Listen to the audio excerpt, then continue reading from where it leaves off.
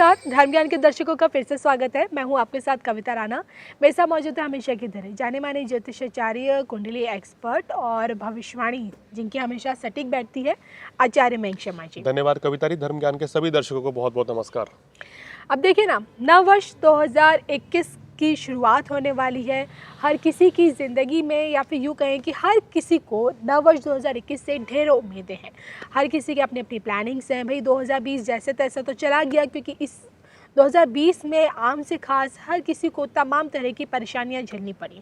लेकिन दो देशों के लिए ये आने वाला साल 2021 कैसा रहेगा, खासतौर पे भारत और चीन। एक तरफ भारत है जिसने हमेशा से ही चीन को मुंह तोड़ जवाब दिया है, तो वहीं चीन जो अपनी विस्तारवादी नीतियों से कभी पीछे हटने को तैयार ही नहीं होता है। ऐसे में आने वाला नया साल 2021 इन दो देशों के रिश्तों में कितनी मजबूती लाएगा या फिर टकराव देखने को मिल सकता है। दोनों मुल्कों के राष्ट्राध्यक्षों की कुंडली का विश्लेषण करते हुए दोनों मुल्कों के ग्रह नक्षत्र किस ओर इशारा कर रहे हैं, जानेंगे हम मयंक जी से। जी तो मयंक जी, सबसे पहले मैं जानना चाहती हूँ कि भारत और चीन की कुंडली 2021 को लेकर जो आपने बनाई है, क्या लगता है कैसे है इन दोनों की कुंडली, ग्रह नक्षत्र कितने मिलते हैं? देखिए, अगर भारत की कुंडली पर नज़र डालें तो वृषभ लग्न और कर्क राशि की कुंडली है और इस समय चंद्रमा में जो कि शनि की अंतर्दशा थी वो समाप्त हो गई है 16 दिसंबर 2020 को। तो उसके बाद अब बुध की अंतर्दशा आई है। ये भारत के लिए बहुत ही अच्छा संकेत रहेगा और भारत में जो परेशानियां, जो समस्याएं पिछले कुछ अगर 1-1.5 साल से चल रही थी, उनसे बड़ी राहत मिलेगी। तो भारत की कुंडली तो इस समय काफ़ी प्रबल होती हुई नज़र आ रही है।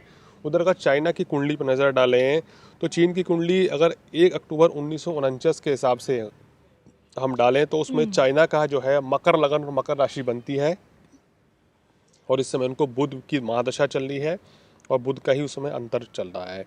और चाइना की कुंडली में बुध जो है छठे भाव का कारक है और अभी पहले 1.5 साल बुध छठे भाव का फल देगा। इसके कारण चाइना का जो समय है अभी आने वाला वो बड़ा संघर्षशील रहता हुआ नज़र आ रहा है। यानी कि चाइना को परेशानियों का सामना करना पड़ेगा और वहाँ विपत्ति, वहाँ संकट अभी बढ़ता हुआ नज़र आ रहा है। अगर हम बात करें कि दोनों देशों के रिश्तों की स्थिति कैसी रहेगी, देखिए भारत की कुंडली में ग्रह स्थिति अब पॉजिटिव आ गई है। यानी कि कहीं ना कहीं चाइना की सोच भारत के लिए इस समय बदलने वाली है। इस वर्ष जो है चाइना की नीति भारत के खिलाफ ना रह के भारत के साथ समझौता करने वाली स्थिति रह सकती है। ये ग्रह स्थिति इस समय दोनों देशों की कुंडलियों को नज़र डाल के हमें पता चल रही है।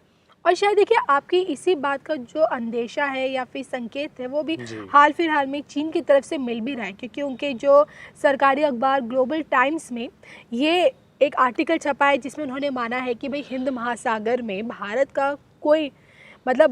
का कोई जवाब नहीं है, उनसे कोई भी नहीं टकरा सकता। और पिछले काफ़ी वक्त से चीन के भी जो कड़े तेवर थे उनमें काफ़ी नरमी आई है। भले ही देखिए ना, अगर आप लद्दाख की बात की जाए तो वहाँ पे जो हिंसक झड़पें हुई थी, हमारे देश के कई जवान वहाँ शहीद हुए। अभी भी वहाँ पे दोनों मुल्कों की सेनाएं डटी हुई हैं, लेकिन कई बातचीत के दौर के बाद भी दोनों मुल्कों में कहीं ना कहीं जो तनाव की जो स्थिति थी वो थोड़ी सी कम हुई है। लेकिन मैं ऐसे में जानना चाहती हूँ कि मोदी जी की जो कूटनीति है, क्या लगता है 2020 में चीन के लिए कैसा काम करेगी? कहीं ना कहीं आपको लगता है कि मोदी जी की अब तक की जो कोशिशें रही हैं 2014 से लेकर उनके अपने जो उनका दूसरा ये कार्यकाल चल रहा है बतौर प्रधानमंत्री, चीन को झुकाने में वो कामयाब हुए हैं या फिर हो पाएंगे 2020 में?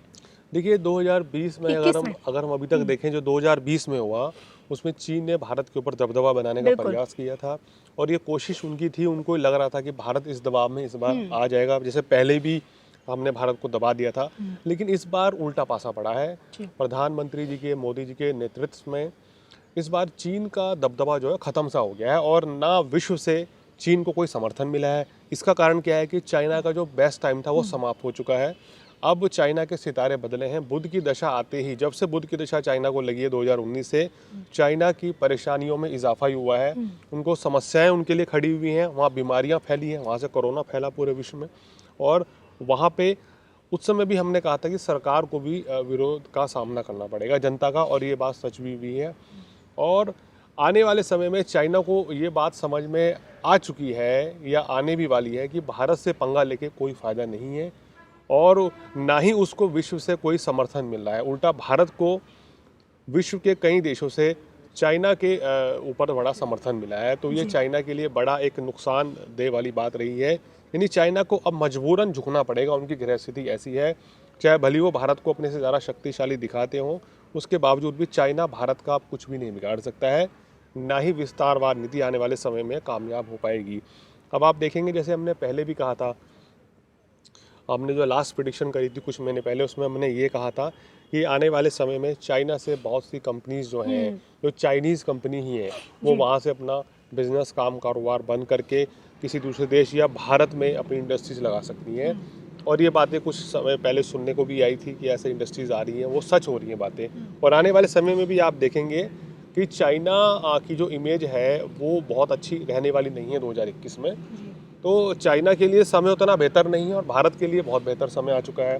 दोनों देशों के अगर रिश्ते में बात करें तो चाइना अब ये प्रयास करेगा कि किसी तरीके से भारत के साथ रिश्ते खराब ना हो, या हमें भारत के साथ आर्थिक नीति पर हमें चोट ना पहुंचे, क्योंकि चाइना को ये बहुत बड़ा झटका लगा है।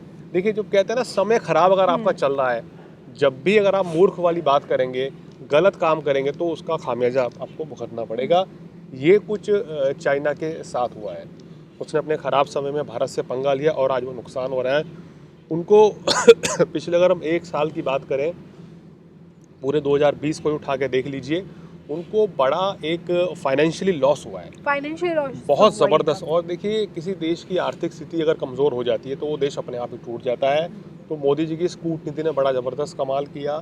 ये भी एक बड़ा कारण है कि चाइना अब नहीं चाहता किसी भी तरीके से वो भारत से आगे पंगा ले, और ये सब ग्रहों चाल का खेल है, ग्रहों की गति की बदलाव का खेल है कि चाइना के ऊपर चौतरफा दबाव अब बनता जा रहा है कि वो किसी तरीके से भारत से समझौता करे और भारत विरोधी नीति से दूर रहे, या इस मुद्दे को किसी तरह से सुलझाए।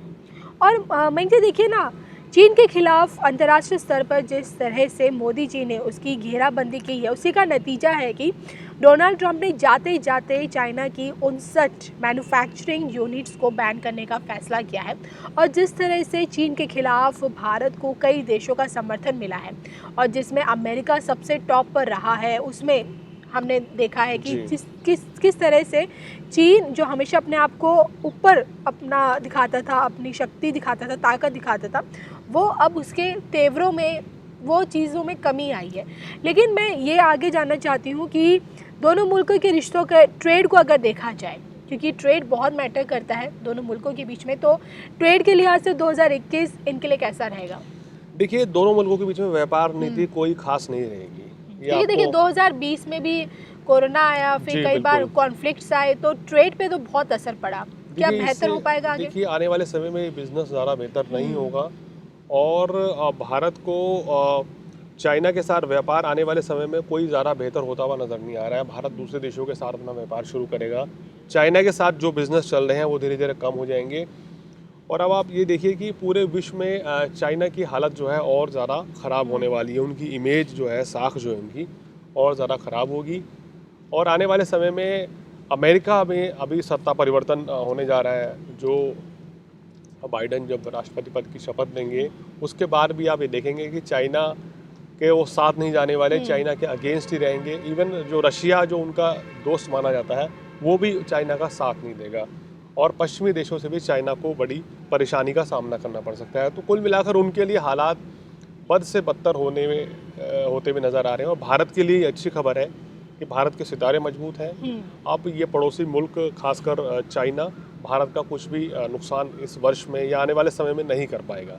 मयंक जी, जाते जाते बस एक आखिरी सवाल जानना चाहती हूँ कि 2021 में भारत के खिलाफ चीन की कोई बड़ी साजिश देखने को मिलेगी?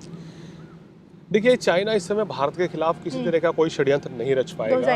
इसमें सितारे बता रहे हैं कि अब वो समय बीत चुका है कि वो भारत के खिलाफ कोई षड्यंत्र रचे।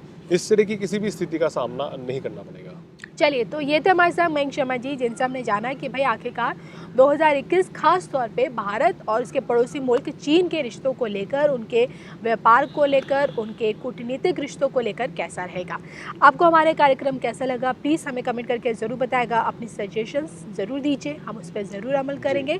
इसके साथ ही साथ अगर आपको अपनी कुंडली दिखानी है, घर के वास्तु से संबंधित या फिर एस्ट्रोलॉजी से संबंधित कुछ पूछना है, कुछ भी जानना है, तो व्हाट्सएप के ज़रिए आप मयंक जी से सीधा कांटेक्ट कर सकते हैं। तब तक के लिए नमस्कार।